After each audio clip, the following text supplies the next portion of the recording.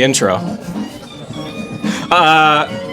I don't do normal intros, but just congratulations, Grace, first of all, on being selected to sing at North by Northeast. Yeah. I'm curious, actually, how do you get selected for that? Do you apply for it? Like, how does that work? Yeah, no, it's an application. It's an application for the festival, and then they let you know if you get in. That's it. Okay. And that was it. Yeah, no, seriously, that was it. I think it's like most things. I probably had a friend send to me and be like, "Hey, look at do the things." So yeah. Awesome. Did you? And so I know you're born and raised in Ottawa. Yeah. Did you perform at any festivals in Ottawa in the past? Yeah. So I've done Megaphono, and then I did RBC Blues Fest. They had a program when I was out there. Those were like that kind of, and then City Folk. I did like a City Folk offshoot, Marvist. So I've done like this kind of like the 3 Ottawa festivals, and I absolutely like adore. The Ottawa festivals, like, I think Mark Monahan does a great job at organizing. Sorry, I just realized something. I just want to make sure. Oh, it's on. We're good. It's on, okay. You're good. Okay, I'll start from the beginning and I'll answer questions. No, you can. It's all good. Okay. But yeah, so I've done Megaphono, and then Blues Fest, and then Marvis City Folk. Okay. And the Ottawa festivals are so great. Like, I love the Ottawa festival season. They do a great job, and the organizer does a great job at uplifting like local talent. It's like really amazing. You see like a lot of friends playing big stages, which is awesome and amazing. So when did you do Blues Fest? Because I went there in 2019, and I saw like Backstreet Boys and Wu-Tang Clan randomly. Ooh, yeah. Well, that's what I love about that festival. Like, is you can see everybody. You can go from one show, like Mariana's Trench, to then like turning around and like seeing like a Miley Cyrus. Like, it's just everybody and anything. Yeah. I did it in, I want to say 2019. Okay. Or 2018. Okay. It was a pre-COVID situation. Yeah.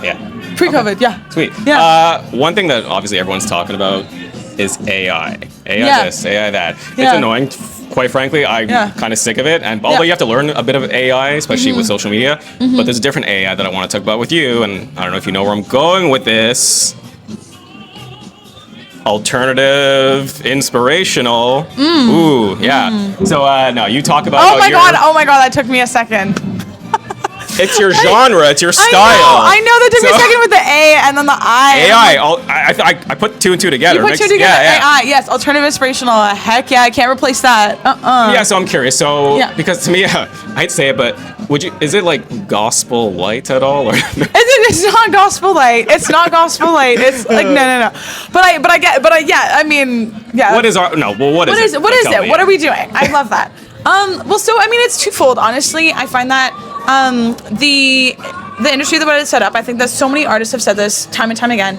The boxes that you get put into are kind of wild, and I have found that being a part of the Christian contemporary and gospel scene is like so beautiful, and I love writing for and with like the church and in those spaces. But I also like have the same heart to write songs that are about other things, that are about life and still reflect me at the end of the day. But not all my songs and not all the things that I put out like are gonna paint like maybe a more broader story of like what everyday life looks like for me.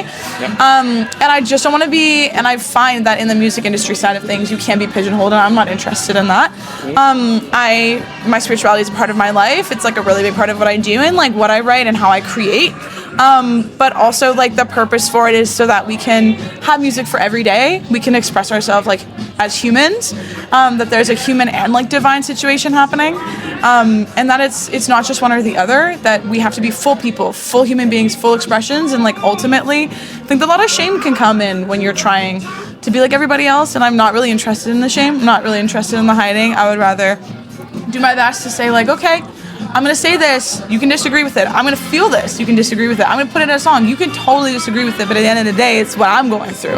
And somebody else is going through it too. So I'm not going to allow other people to feel that shame. I'm not going to let myself either, you know? I love that, because I'm also one of those people where it's like, I do what I do, you do what you do. Don't tell me what's right or wrong. I respect what you do, just respect what I do. So I appreciate that. And I do want to talk about one of your songs, which is Gin. Yeah. I feel like that's one of your big songs, and one that's really personal to you, because you talk about maybe those battles between like your personal side, identifying as a queer person, and also, having this religious side. So can you just talk about that a little bit? Yeah. Every single one of those verses in that song is a true story. Yeah. It's a bunch of true stories of honestly the reasons why it was really hard for me to walk into church, it was really hard for me, and it still is hard for me to walk into churches. It's hard for me to take up those spaces. It's hard for me to reconcile my own individual faith with the larger scale church and the history, and also like even the choices that are being made today and moving forwards. But I've been so privileged and so fortunate, especially in the city of Toronto, to have come across and stumbled upon not only incredible personal friends and relationships, but also like broader communities and actual churches who are doing like their best. We even disagree on some things, but it's like the respect and the leadership is there, where like it's all love. So Gin really like had been a song I've been trying to write forever. Like I had been trying to write that song forever, and it came out in like 10 minutes, and I like didn't touch it. Like it just was done. It was like, okay, the song is done. It is what it is. It's a collection of true stories, and the reasons why like I want to kind of flip up a little bit of the church game. I want to put reverence and like some sacred and like respect on it as well. But also being like, yeah, like I don't know why we're fighting so much about all these things. Like I'm just like, you know, I'm a youngin' trying to do my best to like walk in here and be myself. Like and also yeah, like follow God, do the things. But like I'm curious, speaking of like following God and church and all gospel music in general, have you heard the theory about like there's all these bands that are secretly like hardcore Christian bands, but you only find out until you really delve into their lyrics and all. And there's a specific example, a comedian, Ari Shafir. He talks about the biggest Christian rock band that no one knows about is The Killers, Mr. Brightside. That song, which has over 1 billion streams. Apparently, if you look at the lyrics, it's like hardcore Christianity. Not that not good or bad. It's just that's apparently the big rumor. And apparently, Creed is like secretly. Creed is a. I believe it. Christian group. I don't know. Well, U2 is another big one. Oh, are they? Yeah. U2 I know for sure. How about? Speaking of, how about Maverick City Music? And Maverick City Music. I mean, Maverick City Music is not. Who is Maverick City Music? First of all, because I saw you wear a shirt that says Maverick City Music. So what is it about them that you get to? What do you like about them? Yeah. No, so Maverick City Music, I was so fortunate to get connected to some incredible people writing music down in the States for CCM and gospel and worship, and have a song that ended up on their anthology's Tribal record, sung by Dante Bowe and Brandon Lake and Ryan Ofe. And yeah, Mav is what I love about them is that they basically were like, hey, once again, we're gonna do our thing. We're gonna praise God. We are going to create worship music. We are going to bring incredibly talented people together, incredibly gifted, but also like really well-hearted people. And we're gonna write songs, and we're just gonna put them out. We're not gonna let, again, like industry, we're not gonna let anybody kind of tell. We're just gonna it's gonna sound different because it's a different group of people. It's a different collection of people. You've got widespread backgrounds, like across denominations, across race, across culture, across this, that, and the other. You've got a really like interesting and diverse group of people writing amazing music. And you get a different sound. You get a whole different experience. So Mav has definitely switched up the game for what like I think people look to as worship now. Like people will listen to a 10-minute song, and I mean that was happening before them, but I feel like I don't know. I think it did something to the worship culture for sure. So I have big love for them. Always had big love for them. Started writing Christian music like with that. Like I didn't write Christian music before them, before I got connected to them. So like they're a huge reason why I'm doing stuff today. So like all love to that team. Okay. Besides them, I want to ask about, because this is someone who I've never heard about before. Again, this space is completely new to me. Yeah, totally. Semler.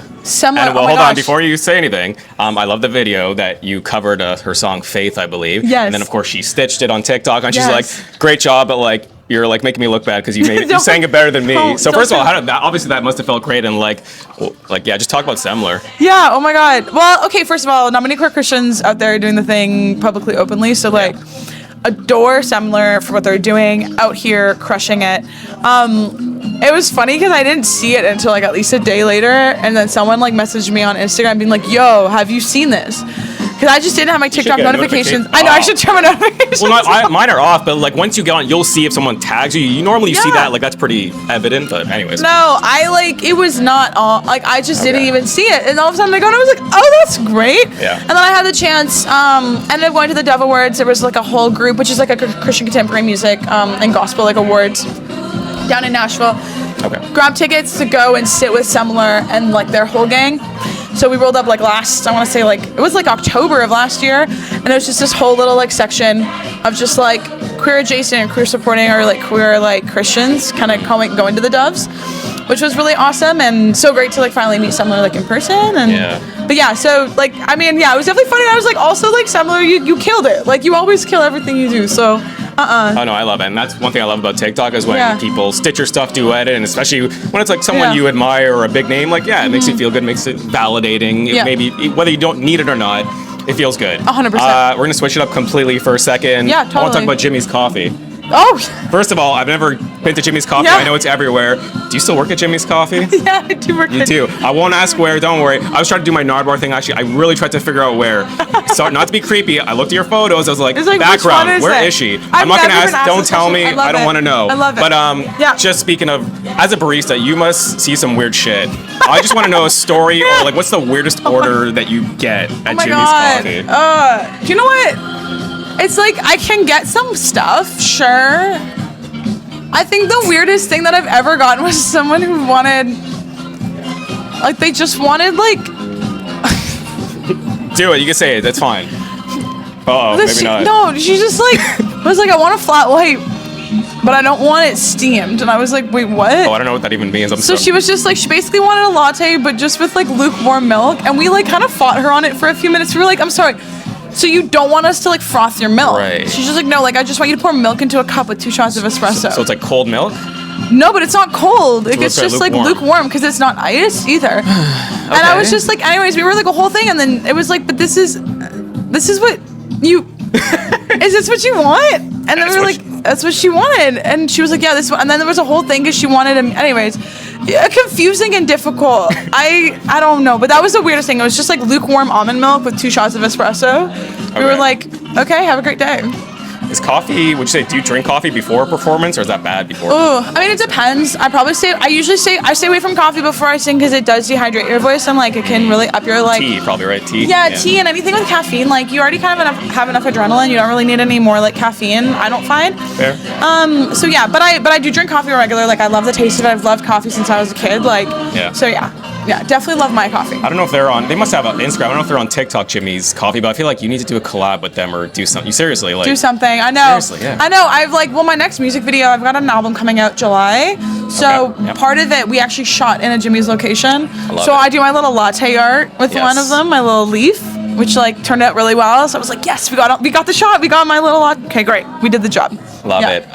Thank you for sharing that. I love it. Yeah. I do want to talk about another single that you just dropped a few weeks ago, or maybe tell me when. Body Issues. Body Issues. Yeah. Honestly, it's a great song. First of all, one of the lyrics, I don't know if it's considered the hook or the chorus. It's jeans don't fit like Kim and Courtney. What's the girl to do with body issues? Yeah.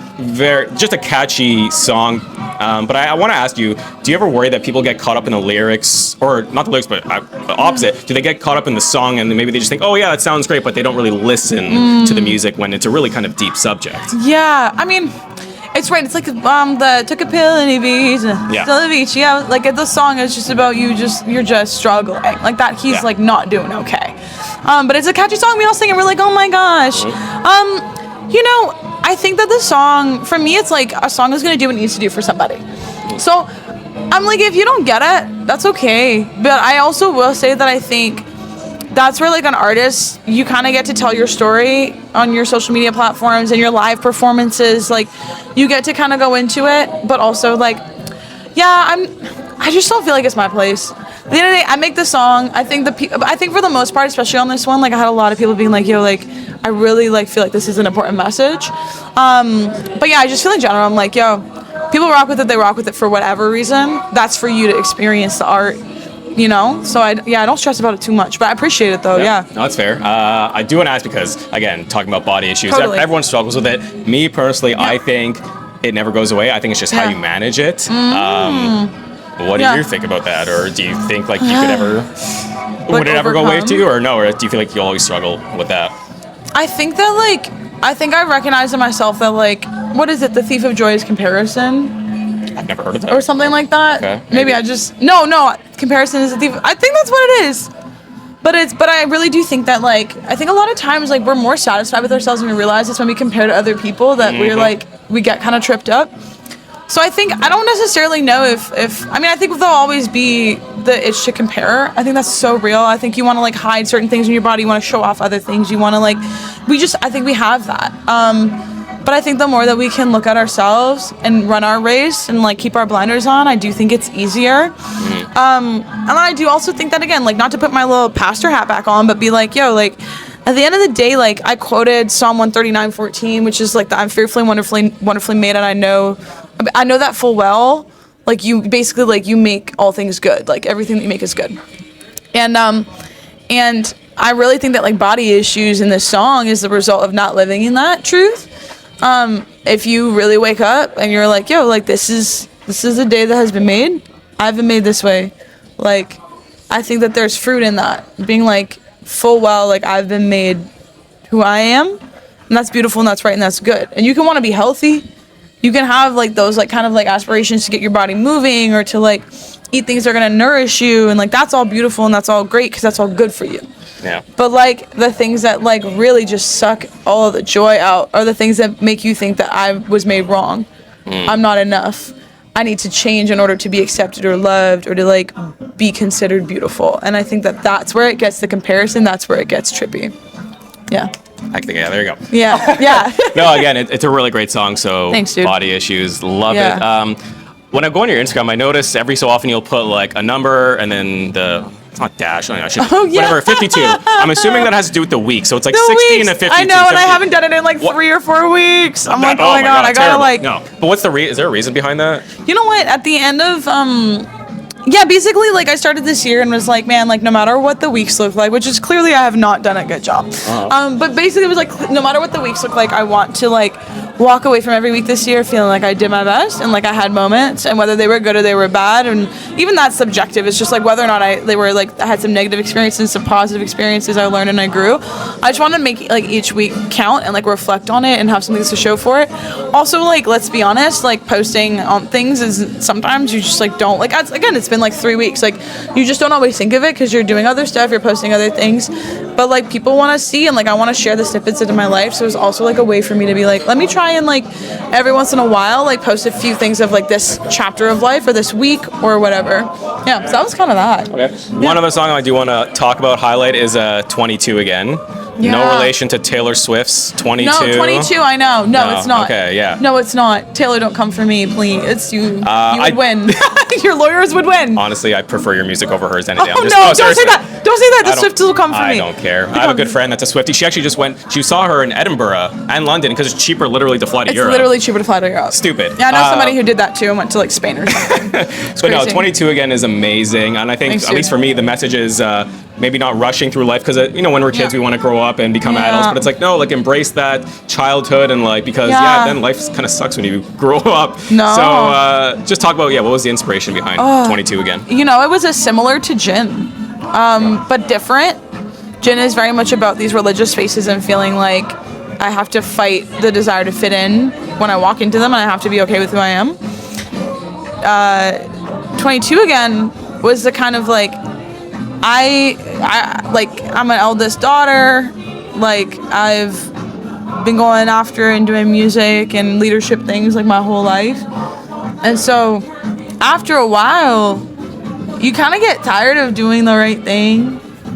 And you're just kind of like, as pretty much what you said, you're like I don't want to be an adult. I don't want to be an adult. I feel like I've been making adult choices. One of the reasons why, like, again, like, you're thankful for it because it gets you into opportunities and you're organized and you're making good choices and you're wise and good things happen when you do the right things.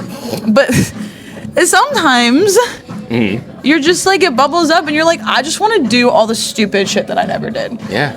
Or the things that maybe I did for, like, such a small chapter of life. Yeah. I want to just do the stupid things that I did when I was only 18 for 4 months, and then I made another smart choice and I decided to do something else. Like it was like that idea. And then also too, for me, it was like the 22 again. There was a chapter where, like, I was kind of, like, out there writing and doing stuff, and, like, there was just this, like, I just want to go for life really hard. I want to live really big and really full, and I want to take my time, and I don't want to be so focused with the future. I don't want to be so focused with doing the right thing. I don't want to be the good one all the time. Now again, like, I don't suggest following that advice. I don't suggest following that on a day-to-day basis. But it's an emotion, and it's real, and it's where it comes balance. from. Listen, most people struggle with balance, and I don't claim to be perfect. No one is. I like to think I lead somewhat of a balanced lifestyle, but it's not easy for many people. So I get that. I do want to ask, because my channel is a lot about Canadian artists, Canadian music. I would ask, who's your dream Canadian artist collab? But apparently it's Amanda Marshall. It's Amanda Marshall. We're gonna manifest it, by the way. Amanda Marshall. No, honestly, I want to write with you so bad. I could write your next Coalition Music. Amanda, I'm so here. My pen. I got the ink. I'm ready to write for you. I'm ready to write with you. I'm ready. Let's get some coffee. Let's do it. Let's write. Get some coffee. So what is, I guess, plans for the rest of the year? Plans for the rest of the year? Yeah. Saving Grace is coming out, so we're adding 5 more songs. Well, Body Issues is included to the original Supernatural EP. That's coming out in July. We got some more stuff coming out in the fall, some Christmas. Really just like releasing, gonna be writing a bunch, gonna be top lining and songwriting a lot this summer. So if you see this and you wanna write, your girl loves top lining and writing with 4 people. In and out of church spaces as well, doing a lot of like that type of stuff. Yeah. So basically like, writing, singing, playing, releasing. That's the year. That's the year. Awesome. Yeah. I'm gonna quickly look just to see if I covered. I think I did. Honestly, I think you crushed it. Did I? You did. You had them all, John. I mean, what the? You had them all. Moved to Toronto. Did you move to Toronto in 2022? I don't know. No, I'm kidding. I don't know. That's why. I already know why I wrote that. I think I moved to Toronto 2 years ago. So sure. Sure. Yeah. No, literally, it's 2 years now. Oh, Toronto that's so cute. versus Ottawa. What's better? Here's the thing, because Ottawa will get mad at me. Yeah. The thing is like, honestly, you just have to go where your heart and where God's leading you. Yeah. That's gonna be my cop-out answer. No, because can I say, I love coming home to Ottawa. Like, my family, it's a beautiful city. It's amazing. And I've also just been privileged to have made an incredible family and community here in Toronto. Like, I've got seriously some of like my closest lifelong people here. So like, what are you gonna do? It's what it is. I'm a woman of multiple cities. Yeah. Yeah. That's all I got for you. There's no way to end this. We're ending it with this. I don't know what that was. Some people, when they do this, I just open my hand and then like you just like fuck rock, with paper, them. scissors? Yeah, that's what I do. Okay. Melissa. Thank you so much. Oh,